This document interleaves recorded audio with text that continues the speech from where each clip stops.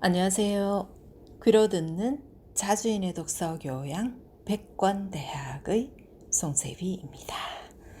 오늘 2021년 10월 3일, 개천절이네요. 오후 5시 20분입니다.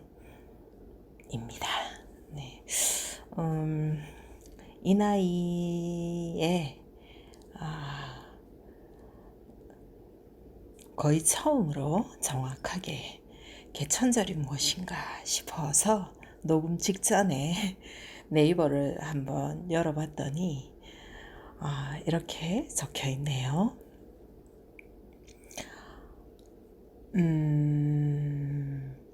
10월 3일 서기전 2333년 즉 단군기원 원년 음력 10월 3일에 국조 단군이 최초의 민족국가인 단군 조선을 건국했음을 기리는 뜻으로 제정되었다. 그러나 개천절은 개천의 본래의 뜻을 엄밀히 따질 때 단군 조선의 건국일을 뜻한다기보다 이보다 124년을 소급하여 천신인 환인의 뜻을 받아 환웅이 처음으로 하늘을 열고 태백산, 백두산, 신단수 아래에 내려와 신시를 열어 홍익인간의 대업을 시작한 날인 상원 갑자년 서기전 2457년 음력 10월 3일을 뜻한다고 보는 것이 더욱 타당성이 있다.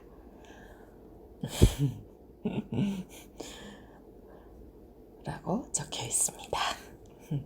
한번 공유해 드리고 싶어서 읽었습니다. 잘 지내셨지요? 네. 오늘 지난주에 5장까지를 끝내고 6장을 시작하는 날이 되겠습니다. 들어가 볼까요? 네. 김갑수 역사 에세이 미래를 위한 과거. 진보란 무엇일까? 진보란 내가 역사를 발전시킬 수 있다는 신념을 가지고 노력하는 것이 진보이다.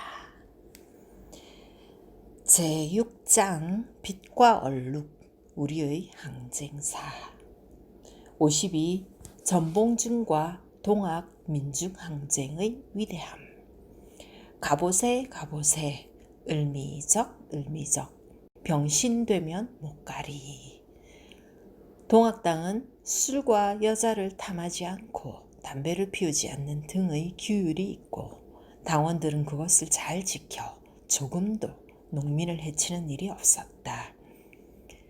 그리고 그들이 약속한 말은 항상 실현되었다. 그들이 마을에 들어올 때에는 잡다한 물건이라 할지라도 그에 맞는 현금을 주고 사서 상업적으로 약간의 이익을 주었다. 그래서 백성들에게 해를 끼치지 않는다고 하여 백성들 사이에서는 잠옷 평판이 좋다. 농민군의 이런 행동 원칙은 결코 과장이 아니었다. 동학봉기 당시 일본 동경 1일 신문 기사 동학군의 군기는 중국 마오쩌둥의 인민혁명군을 방불케 하는 수준이었다. 아니, 동학군의 시기가 중국 인민혁명군보다 40년 이상이나 앞선 것이니 둘의 순서를 바꿔 말해도 무방하다. 동학군은 행군 시 논밭의 작물을 밟지 않았으며 노인이나 어린아이가 무거운 짐을 들고 가는 것을 보면 얼른 다가가서 대신 들어다 주었다. 그들은 아무리 배가 고파도 마을에 들어가 밥을 강요하지 않았으며 닭, 개, 돼지 등에 손을 대지 않았다. 특히 노인과 부녀자에게는 더욱 깍듯이 대했다. 나는 언젠가 갑오민중항쟁은 중국 태평천국 항쟁과 의화단 항쟁의 양면성을 다 갖추고 있다고 진단한 적이 있다. 갑오민중항쟁에는 태평천국의 민중성과 의화단의 종교성이 다 들어있기 때문이다. 그런데 여기에다 갑오민중항쟁은 중국 인민혁명의 높은 도덕성까지 갖추고 있다는 점에서 그 위대성을 확인할 수 있다. 다만 갑오민중항쟁이 중국 인민혁명과 다른 것이 있다면 이념과 체제에 대한 사색이 견고하지 못한 점이었다. 물론 이것은 19세기라는 시대적 한계와 관련될 것이다. 동학군 4대 강령은 다음과 같다. 여기에는 보국 안린과 척외 척양의 정신이 서슬파랗게 표현되어 있다. 사람을 함부로 죽이지 말고 가축을 잡아먹지 말라. 충효를 다하여 세상을 구하고 백성을 편안케 하라. 외놈을 몰아내고 나라의 정치를 바로잡는다. 군사를 몰아 서울로 쳐들어가 권귀들을 모두 없앤다. 하지만 나는 이보다 더 중요한 갑오민중항쟁의 위대함은 자주정신에 있다고 본다. 최재우, 최시영 등이 중시한 것은 평등이었지만 전봉준이 중시한 것은 자주였다. 최재우는 오심즉여심이라고 하여 나의 마음은 너의 마음이라고 했지만 전봉준은 법관을 향하여 너희는 나의 적이요 나는 너희의 적이라. 내 너희를 쳐 없애고 나란 일을 바로 잡으려다 너희 손에 잡혔으니 너희는 나를 죽일 것뿐이요 다른 말은 묻지 마라 라고 일갈했다. 전봉준은 도 없는 우리나라에 도학을 세우고자 했으며 조컨 그르건 나의 나라 도학만을 추세하고 의뢰하는 것을 경멸했다. 외방에서 들어온 유불선이나 서학에 대해서는 말이 없고 우리나라에서 주장하는 동학만을 배척하는 것은 무슨 뜻이냐? 동학은 자국의 소산이라서 싫다는 것이냐? 사람은 곧 하늘이라고 하니 그 뜻이 싫어 금하는 것이냐? 전봉준 공초에서 평등과 자주의 문제는 진보의 영원한 숙제가 아닌가 한다. 평등을 중시한 최시형, 손병희 등은 자주를 우선시한 전봉준을 과격하거나 무지하다고 여긴 것 같다. 가보세 가보세 을미적 병신되면 못 가리. 이것은 가보, 을미, 병신년, 절호의 기회를 놓치면 다시는 나라를 구할 수 없다는 뜻의 동학 노래로서 언어 유희를 이용한 매우 세련된 혁명 가요라고 생각된다. 앞에서 말했듯이 최시영 등은 전봉준 무리를 과격하거나 무지하다고 여겼다. 그러나 실제를 들여다보면 전봉준의 식견이나 문장은 최시영 등의 것보다 단연 높은 수준에 있음을 확인하게 된다. 이런 점에서 갑오민중항쟁은 오늘의 진보에게까지 의미심장한 교훈을 던져주고 있다. 53. 보따리 최 이대교주 최시형. 부인이 남편의 명을 따르지 아니하거든 정성을 다해 절하라. 온순한 말로 한 번 절하고 두 번 절하면 비록 도척의 악이라도 바람직하게 변하리라. 부녀자의 배짜는 소리도 하늘의 소리라. 어린아이도 하늘님을 모셨으니 울리지 말라. 위는 동학 이대교주 최시영의 어록에서 뽑은 문장들이다. 최시영은 제자들이 휴식을 권유했을 때 하늘님이 쉬지 않는데 사람이 하늘님이 주는 밥을 먹으면서 손이 놀고 있으면 하늘님이 노하신다 라고 대답하기도 했다. 과히 틀리거나 나쁜 말은 아니지만 나에게는 이런 말들이 다소 상투적이고 치졸한 것으로 들린다. 이처럼 역사에서 이름은 크게 남겼는데 언행이 실속이 없을 경우 대체로 허명인 경우가 많다. 나는 갑오년 동학 관련 책들을 읽으며 4명의 인물에 대해 다시 생각해 보게 되었다. 먼저 나는 전봉준과 김계남은 세상 통념에 비해 훨씬 뛰어난 인물인 것에 반해 최시영과 손병희는 알려진 것보다 시원찮은 인물이라는 점을 알게 되었다. 이 중에서도 나는 최시영에 관해 완전히 새로운 평가를 하게 되었는데 그것은 유감스럽게도 최시영의 이름값은 허명이 크다는 것이다. 최시영은 동학시조 최재우의 계승자로서 교조 신원 운동을 통해 동학을 확산시킨 공로가 있다. 그가 잿더미가 된 동경대전과 용담유사를 구슬로 복원한 것은 상찬받아 마땅한 일이다. 하지만 나는 역사적 인물을 평가할 때 이런 종류의 실적보다는 그 사람의 인간성이나 능력을 더 중시하는 입장을 취한다. 동학군이 대패, 괴멸한 것은 공주 우금치 전투에서였다. 그것은 전쟁이 아니라 일방적인 학살이라고 해야 할 정도로 동학군의 패배는 처절한 것이었다. 동학에서는 북접과 남접의 내부 갈등이 격심했는데 북접의 지도자가 최시영이었고 남접의 지도자가 전봉준이었다. 전봉준 등이 일으킨 동학군 2차 봉기의 기세는 실로 대단했다.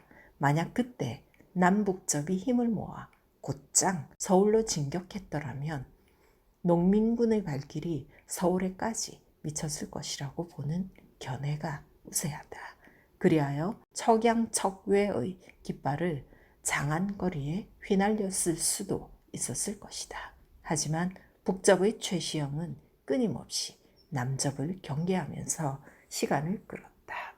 심지어 그는 삼내에 모여있는 남접군을 토벌하라는 고절문을 써붙이기도 했다. 도로서 난을 지음은 불가한 일이다. 호남의 전봉준과 호서의 서장옥은 국가의 역적이요 사문의 난적이라. 우리는 빨리 모여 이들을 공격하라. 사실 최시영의 북접군에게는 전투 능력이 거의 없었는데도 불구하고 그는 입으로만 이렇게 말한 것이었다. 이로 인해 농민군의 진격이 20일 이상이나 지체되어 공주성을 광군에게 선점당하는 결과를 초래했다. 최시영 등은 충주에 주둔 중인 일본군 벌창소에 남접을 토벌해 달라는 건의서를 2번이나 내기도 했다. 남접의 무리는 망령되이 척화라 일컫고 무지한 교도들을 선동하여 우리 북접을 끼고 봉기하려 했으나 북접은 따르지 않았습니다. 남접이 사람을 많이 죽였습니다. 우리 북접은 죄를 짓지 않았다고 생각합니다. 장차 우리는 남접을 성토하려고 합니다. 시천교역서 626쪽 요약. 최시영 등의 북접이 남북접 합작에 동의한 것은 광군이 자기들을 남접과 다르게 대우하지 않고 함께 토벌의 대상으로 삼고 있다는 것을 안 이후였다. 아무튼 우여곡절 끝에 대회전이 시작되었고 최시영과 손병희 등은 적군이 나타나기도 전에 몸을 피했다. 이후 동학군은 괴멸되었고 전봉준 등은 체포되어 사형을 당했다. 놀랍게도 최시영이 가장 잘한 일은 은신과 도망이었다. 평생을 보따리 하나만 둘러매고 도망만 다닌 보따리 최시영은 훗날 치악산에서 체포되어 영모죄가 아닌 좌도난장의 죄목으로 교수형에 처해졌다. 이때 그의 나이 72세였다. 사람이 곧 하늘이요 하늘이 곧 사람이니 사람밖에 하늘이 없고 하늘밖에 사람이 없다. 최시영의 인내천 법설은 과히 틀리거나 나쁜 것은 아니지만 여전히 공소한 메아리만 울리고 있다. 동학 후학들은 이것을 더 정교하게 만들어야 할 의무가 있는 것 아닌가. 그들의 후세 보완이 따르지 않는다면 최시영은 한갓 나약한 종교인이요 기회주의적인 유사진보로 남게 될 터이다. 54. 가보년 동학을 읽으며 떨치지 못한 상념들. 매천 황현과 면함 최익현은 고든 절개와 추상 같은 의지를 몸소 실천한 전형적인 조선 선비였다. 우리가 알듯이 황현은 1910년 경술 국치를 당하자 절명시 사수를 남기고 아편으로 자결했으며 최익현은 의병 항쟁하다가 일본 제국주의자들에게 대마도에 붙잡혀가 옥중 투쟁 끝에 아사하신 분이다. 우리는 두 분 죽음의 정황만으로도 그들을 새삼 우러러볼 수밖에 없다. 그런데 황현이 저술한 오화기문을 보면 동학군에 대한 그의 시각은 적잖이 부정적이다. 지금으로서는 이상한 일이다. 또한 최익현과 더불어 의병 항쟁을 벌이고 대마도까지 동행, 최익현 순절 뒤 거제도에 유배되었다가 단식사한 인물이 있다. 그는 임병찬으로서 그 역시 전형적인 조선의 선비였다. 놀라운 것은 임병찬이 젊은 시절에 동학 대장군 김계남을 밀고 한 인물이라는 것이다. 내 증조부 김재영은 황현, 최익현처럼 명성 있는 선비는 아니었다. 그는 1894년 전라북도 고창 법지리에 살았다. 그에게는 20살 먹은 외아들이 있었다. 그는 벼슬도 하지 못했고 유달리 학문이 있는 것도 아니었지만 광산 김씨 양반으로서의 채통을 소중히 여겼다. 그럼에도 그는 전봉준 휘하 동학군 접장으로 참여했다가 체포되었다. 김재영의 20세 외아들은 아버지를 면회 가서 일본 군인을 보고는 분함을 참지 못하고 호통을 치다가 그 길로 끌려 들어가 일주일 만에 반신불수가 되어 나왔다. 그 20세 반신불수의 아들이 내 아버지인데 그는 어려서 동리 사람들에게 김씨집 아들 젖도 안 뗀 것이 모를 심는다는 소리를 들으며 성장했다고 한다. 이런저런 역사들을 회고하며 나는 복잡한 상념에 젖었다. 먼저 당시의 동학군은 참 외롭고 소외된 존재였을 것이라는 상념이다. 황현처럼 지고한 인격을 갖춘 애국적인 선비들조차 그들을 배관시하지 않았던가.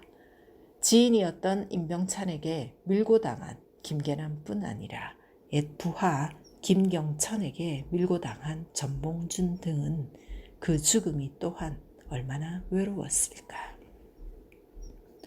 다른 하나는 그 시대에도 황현, 최익현 같은 선비와 김재영 부자 같은 두 부류의 사람이 이 땅에서 함께 숨쉬며 살고 있었다는 상념이다.